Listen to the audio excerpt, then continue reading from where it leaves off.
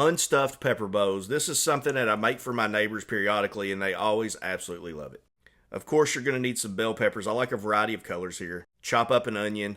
Cooking up some ground beef. I'm using full-blooded Wagyu from Browsy Acres. Salt, pepper, and garlic powder to that. I cooked it in a separate pan from my vegetables. In that pan, we got some bacon up bacon grease. I'm going to cook down that pepper and onion. Add a little bit of minced garlic, as much as your heart desires.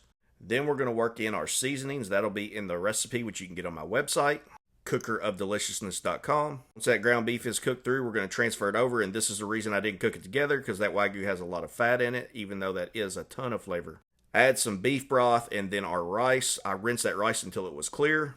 This had already started to cook a little bit, and I forgot to put in my crushed tomatoes, so I added those. While that rice gets good and fluffy, then we'll shred up some quesadilla cheese, but Monterey Jack works as well. Just let that melt, and then you're ready to enjoy. Let me know what you think.